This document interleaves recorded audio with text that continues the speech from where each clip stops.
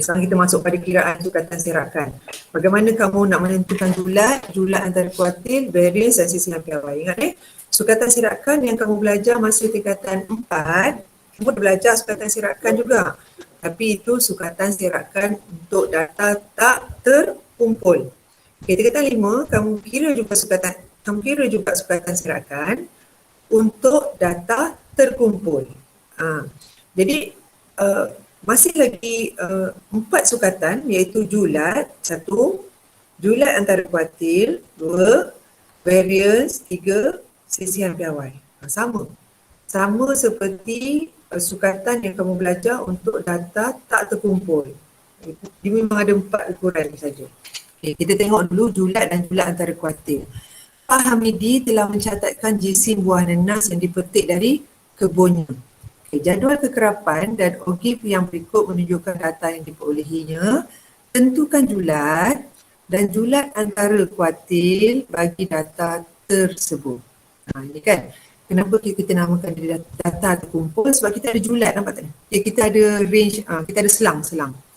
Kalau tingkatan 4 tu, kamu ada juga jadual macam ni, tapi dia tak ada selang kelas. Itu beza yang tingkatan 4 dengan tingkatan 5. Cuba kita jawab soalan Pak Hamidi ni. Ada jisim buah nenas dengan bilangan nenas dia. Kemudian kita dah lukis ni. Dah lukis OGIF. Dia bagi dalam soal tu dah bagi OGIF. Okey. Nak cari julat daripada data kekerapan, jadual kekerapan ni, cari titik tengah kelas tertinggi tolak titik tengah kelas terendah. Itu rumus julat daripada data terkumpul. Okey, macam mana kita nak cari titik tengah kelas tertinggi?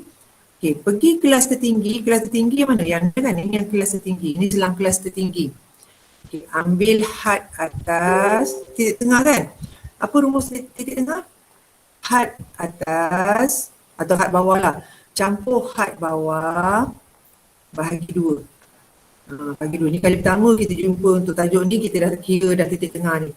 Jadi ambil had atas, campur had bawah, bagi 2, samalah had bawah campur had atas bagi 2 pun dapat juga jawapan yang sama. Okey, baik. Satu lagi, lepas tu cari pula titik tengah kelas yang terendah, yang ni. Kelas terendah ni. Ni selang kelas yang paling rendah. Okey, ambil had bawah, campur had atas, bagi 2. Dapat titik tengah kelas yang terendah ni. Okey, lepas tu kamu tolak dan dapatlah jawapan julat. Senang je kan? Yang penting kamu kena tahu rumus julat tu. Okey. Lepas tu daripada OGIF, kita nak cari julat antara kuartil. Sebelum ni kita dah tengok kan, daripada OGIF tu macam mana kamu nak cari julat antara kuartil. Baik. Kita cari dulu apa rumus julat antara kuartil? Q3 tolak Q1. Kuartil ketiga tolak kuartil pertama. Okey, daripada OGIF ni kita pergi cari 1/4. Cari Q1 kan? Okey, 1/4 daripada paling tinggi berapa ni? 80 kan? Graf ni paling tinggi 80 ni. Okey, 80. 1/4 daripada 80 berapa ni? 4/1, 20.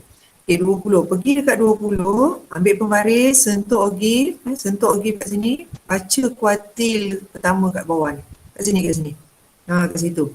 Jadi jawapan dia beri sini 614.5. Okey, itu dapat kuartil pertama. Okay, kemudian nak cari kuartil ketiga pula. Kuartil ketiga ialah 3/4 daripada 80. 4/1, 4/20, 3/20, 60. Okay, pergi dekat 60 ni, ambil pembaris, sentuh OGIF, baca kuartil ketiga dekat bawah sini. Berapa? Cuba tengok ni, beza ni 100 kan? Beza antara sempadan-sempadan ni ialah 100. Maknanya satu kotak ni ialah 10. Betul? Satu kotak kecil tu 10. Kamu kena tahulah macam mana nak baca skala. Kalau beza dia 100, satu kotak kecil kalau ada 20 dekat sini, bagi 20. Kalau ada 20 ke 10. Kalau ada 10, 100 tu bagi dengan 10. Mana satu kotak kecil tu akan jatuh berapa. Okay, jadi kedudukan Q3 tu bila kamu baca kat bawah ni, dapat 809.5. Jadi julat antara kuartil ialah Q3 tolak Q1 dan kita dapat 195 gram. Jadi macam mana kita nak tafsirkan nombor-nombor ni? Nombor ni boleh kira. Apa tafsiran dia? Okey, yang pertama tadi kalau julat. Beza antara jisim nenas paling berat dengan nenas paling ringan ialah 500 gram. Setengah kilo lah Maknanya kalau orang jual nenas, kalau dia kata saya nak nenas paling berat, dia dapat agak lah dapat agak nenas paling berat ni dengan nenas paling ringan. Kalau ringan ni dia ringan setengah kilo. Macam tu. Kalau dia berat dia setengah kilo daripada yang paling ringan tu. Okay. Jumlah antara kuartil tak dibagi terjemahan macam mana? Dia bagi tafsiran macam mana? Beza antara jisim bagi nenas yang paling berat dengan nenas yang paling ringan yang berada pada 50% bahagian tengah taburan ialah 195 gram. Dia anggaran lah, dia cakap anggaran lebih kurang 195 gram. Itu beza ni bukan nenas tu berat 195 gram. Beza antara jisim nenas paling berat dengan nenas paling ringan yang berada pada 50% bahagian tengah tu ialah 195 gram. Dia lebih, jumlah antara kuartil ni dia lebih perinci sikit dia punya pentafsiran dia tu. Baik, dua lagi. Tadi jumlah antara kuartil. Okay, sekarang ni variance dengan sisihan piawai. Okay. Variance dan sisihan piawai bagi data terkumpul boleh kita perolehi daripada rumus berikut. Nah, ini simbol variance. Simbol variance ialah sigma kuasa 2. Simbol sisihan piawai ialah sigma. Okay, maksudnya kalau kamu dapat jawapan variance, ambil jawapan ni, punca kuasakan, dapatlah jawapan sisihan piawai. Itu je. Maknanya kalau dia tanya sisihan piawai, nak tak nak kena cari variance dahulu. Cari variance, punca kuasakan jawapan variance, dapat sisihan piawai. Okey, apa F, apa X, apa X bar semua ni. Okay. F ini ialah kekerapan. X kat sini ialah titik tengah bagi selang kelas. Jadi kamu kena tahu formula nak cari titik tengah. Dan satu lagi ialah X bar. Ini ada X bar kat sini. X bar ialah mean. Ini semua simbol-simbol dalam statistik. X bar ialah mean. Mean ataupun purata bagi data. Kita tengok contoh 10. Jadual kekerapan di bawah menunjukkan isi padu air dalam liter terhampir yang digunakan dalam sehari bagi sekumpulan isi rumah di sebuah kawasan perumahan. Okay. Hitung variance dan sisihan piawai bagi data itu. Bila kamu nampak je ada selang kelas macam ni, ini ialah data terkumpul. Kalau data terkumpul, kita guna rumus ni untuk cari variance dengan sisihan piawai. Dia lebih kurang sama macam rumus variance sisihan piawai data tak terkumpul. Cuma cara nak gunakan dekat jadual kekerapan data terkumpul ni macam mana. Okay. Baik, mari kita buat. Ini kita letak dulu sebab daripada jadual ini kita tak boleh terus nak kira. Tadi kita nak kena cari X bar, kita nak kena tahu apa dia F. Okey, ni mana satu F. F ni bawah ni, bilangan bilangan maknanya kekerapan. Isi padu air ni kita nak gunakan titik tengah tapi kita tak cari lagi titik tengah kat sini. Jadi kita kena tambah beberapa laju untuk mudahkan pengiraan kita. Okay, ni cikgu letak dulu isi padu air. Isi padu air unit liter. Okay, isi padu air ni letaklah dulu 150 sampai 159, 160 sampai 169, 170. Okay, saya tunjukkan ni nanti latihan kamu buat. 189. Kalau cikgu tertinggal, beritahu tak nampak ke apa ni. 200 sampai 209. Okey, itu isi padu. Lepas tu kekerapan. Bilangan keluarga ni ialah kekerapan lah. Kekerapan nanti kita wakilkan dengan F. F ni 8, 12, 15, 24, 20, 16. Okey. Sekarang kita nak guna apa dalam formula tu? Formula variance tu. Hasil tambah, kan? Kita nak guna hasil tambah, hasil darab, F dengan X. Cuba tengok tu. X kuasa 2 kan? Fx kuasa 2. Jadi kita kena cari titik tengah. Titik tengah. Macam mana cari titik tengah ni tu? Campur had bawah dengan had atas, bagi 2. 150 campur 159, kita bahagi 2. Dapat yang tengah-tengah berapa? 100. Kamu tekan kalkulator. Okey. Ini pun sama. Titik tengah kelas yang nombor 2 ni. had bawah campur had atas bagi 2. Tengah-tengah dia apa? 164 dah ni. 45 kan? Kita nampak ni, ada nampak corak dia ni. Ini 174.5, 184.5, 194.5, 204.5. Cikgu dah nampak corak dia ni Dia selang 10, 10, 10. Dia mesti sama. Sebab selang tu mesti sama. Okay, lepas tu kita dah cari titik tengah. F dah ada, titik tengah dah ada. Apa lagi dalam rumus ni? Bagi dengan hasil tambah F. Bagi dengan hasil tambah F. Tolak dengan, tengok formula ni. X bar kuasa 2. Tolak dengan min kuasa 2. Okay. Sekarang ni kamu kena darab. Sekejap Okay. Kalau kamu tengok rumus ni, sebenarnya ada 2 rumus. Satu lagi kamu darab dengan F, X kuasa 2. Okay, boleh. Ni kamu darab dengan hasil tambah Fx. Fx. Okay. Ini titik tengah ni X ini X tadi. Okay. Kalau kamu darabkan 2 ni, Fx ni, kalau kamu darab 2 ni, kita akan dapat, saya ikut jawapan yang tu lah. 1, 2, 3, 6, 1, 9, 7, 4, 2, 6, 1, 7.5. Ini satu lagi formula kalau kita nak pakai. 4, 4, 2, 8, 3, 8, berapa ni? 9, 0 dengan 3, 2, 7, 2. Okay, ini kalau kita darabkan F dengan X, darabkan 8 dengan 154.5. Ini darab 12 dengan 164.5. Kita akan dapat ni semua nilai-nilai ni. Okay. Baik, satu lagi kita gunakan X kuasa 2. X kuasa 2. Baik, X kuasa 2 kita ambil yang titik tengah ni. Okay, ambil titik tengah ini. Ni, 154.5 ni kamu kuasa 2 kan. Okay. X ni memang nombor dia besar-besar. Memang nombor dia besar-besar. Sebenarnya kita boleh guna Excel kalau ni. Tapi sebab kita tak tahu konsep dulu. Okay. Ambil 164.5 kuasa 2. Dapat 2706, 27,060.25. Betul tak? Dalam konteks kan? Okay. Ada nombor kecil, ada nombor yang besar. Ini contoh yang diberi ni memang nombor yang besar-besar. Tak ada masalah. Jangan takut. Memanglah bila kita guna data, ada data yang besar, ada data yang kecil kan. Ni pun darab. Ni darab titik tengah ni. Kekerapan ni darab titik tengah. Ada apa kat sini? Berapa ni? 37, 830.25. Lepas tu sini 41.820.25. Okey. So kita akan gunakan semua nilai-nilai F darab X, darab X kuasa 2 semua ni. Oh sorry, yang ni X kuasa 2 kelas. X kuasa 2 maknanya kamu kuasa 2 kan titik tengah ini. Bukan darabkan F dengan X. F dengan X tadi yang ni. F darab dengan X. Dapat jawapan sini. Tapi untuk lajur yang kelima cikgu buat ni ialah kamu kuasa 2 kan 204.5.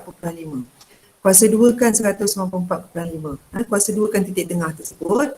Okey, bila kamu darabkan F dengan X kuasa 2, darab pula lagi. 8 darab dengan yang ni, X kuasa 2 ni.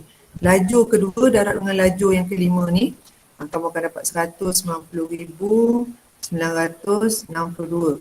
Masukkan dulu nilai Cikgu masukkan nilai 324,723, 456,753.75. Ini memang kena kira kelas.